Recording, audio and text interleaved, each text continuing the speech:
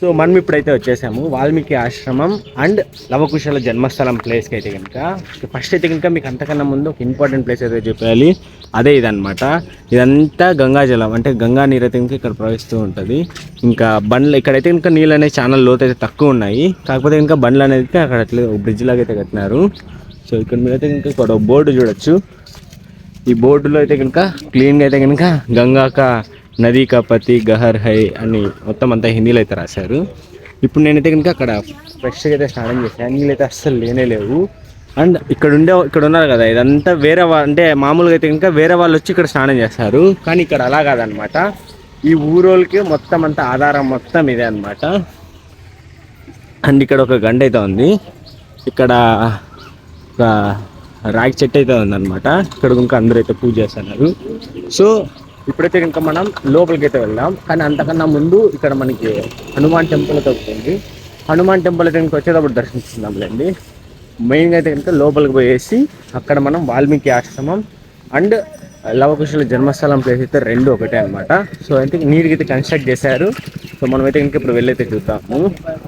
చూడండి ఇక్కడ ఉంది కదా, ఇక్కడ నీట్గా బోర్డు వేశారు చూడండి, వాల్మీకి ఆశ్రమం అండ్ లవకుశ జన్మ స్థలి, లవకుశల జన్మస్థలము వాల్మీకి ఆశ్రమం రెండు ఒకటే అనమాట.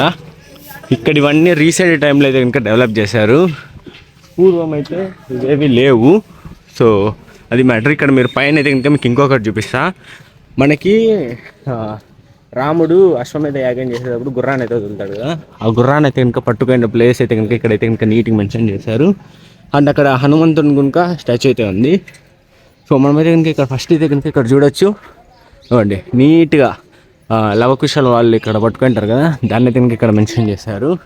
అండ్ ఇదే అనమాట లవకుశల జన్మస్థలం అండ్ వాల్మీకి ఆశ్రమం అయితే, వాల్మీకి మహర్షిది. సో ఇప్పుడైతే ఇంకా లోపలికి వెళ్ళైతే చూద్దాం ఒకసారి. లోపలైతే ఈ విధంగా అయితే ఉంది. మ్యాక్సిమం అందరూ లోకల్ పీపుల్ అయితే వస్తున్నారు.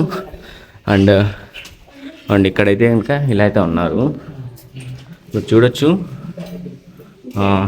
వాల్మీకి మహర్షి, లవుడు, కుషుడు, సీతామాత అందరూ అయితే ఉన్నారు. అండ్ ఇక్కడ చాలా మంది ఇంకా పూజలు అన్ని బీభత్సంగా అయితే చేశారు. అంతకన్నా ముందు ఇక్కడ కానీ చూపిస్తా. నాకు తెలిసి ఇది లవకుశ అండ్ సీతమ్మ వారి పాదాలు అయితే నేను అనుకుంటున్నాను. ఇక్కడ చూడొచ్చు. అయినా ఇటువంటి ప్లేస్లో చాలా మంది రష్ ఉంటారు అనుకున్నా, కానీ ఇక్కడైతే ఇంకా పెద్దగా ఎవ్వరు లేరు అసలు. చాలా ఫ్రీగా ఉంది, చిన్న కూడా అయినా సరే చాలా బాగుంది. సో మీరు ఎప్పుడైనా వస్తే ఖచ్చితంగా డెవలప్ చేసి చూడండి. అండ్ ఇక్కడ మనకి సీతమ్మ వారు అయితే ఇంకా ఉన్నారు, సీతమ్మ వారు. అండ్ పక్కన అయితే ఇంకా లవకుశ అయితే ఉన్నారు.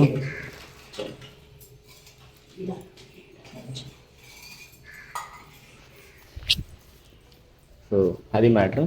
ఇప్పుడు మళ్ళీ ఒక రౌండ్ అయితే వేసేద్దాం టోటల్ టెంపుల్ మొత్తం అయితే ఇంకా రీసెంట్ టైంలో డెవలప్ చేసినట్టు ఉన్నారు. సో ఇలా అయితే ఉంది టెంపుల్ మొత్తము. పావురాలు అంత ఖాళీగా ఉందా, కాకపోతే ఇంకా లోకల్ పీపుల్ మొత్తం అంతా మేనేజ్ చేస్తున్నారు, లోకల్ పీపుల్ అనమాట. అందుకే చెత్త ఎక్కడ పడితే అక్కడ ఉంది, కానీ భారీ మేనేజ్ చేస్తున్నారు అనమాట. డైలీ మార్నింగ్ వచ్చి పూజలు అన్నీ చేస్తున్నారు. ప్రతి ఒక్కరు ఒకరని కాదు, అందరూ అయితే ఇంకా చేస్తున్నారు. సో టెంపుల్ అయితే మొత్తానికైతే ఇంకా ఒక రౌండ్ అయితే వేసేసాం. ఇలా అయితే ఉంది. అండ్ ఇక్కడ పక్కన ఒక శివాలయం అయితే ఉంది. మనం శివాలయంలోకి వెళ్ళి శివలింగాన్ని ఇంకా తాగొచ్చు, అంత బాగా అయితే ఉంటుంది ఇక్కడ టెంపుల్. అది కూడా మీకైతే ఒకసారి చూపిస్తాను పదండి. ఇక్కడ పక్కనే ఇప్పుడు ఈ స్టాచ్యూ ఉంది కదా, ఈ స్టాచ్యూ పక్కన అయితే ఉంది. ఈ ఊరి పేరు వచ్చేసి సీతామది అని అయితే అంటారు. సో మీరు ఎప్పుడైనా రావాలనుకుంటే మాత్రం మర్చిపోకండి, సీతామది పేరేంటి, సీతామది. సో అది మ్యాటర్. అండ్ ఇదే అనమాట నేను చెప్పిండే శివలింగం. ఇక్కడ చాలామంది జనాలు అయితే ఉన్నారు. అండ్ ఈ శివలింగం అంటే ఇట్లా అయిపోయింది. లోపలైతే ఇంకా పూజలు ఇలా అయితే చేస్తున్నారు.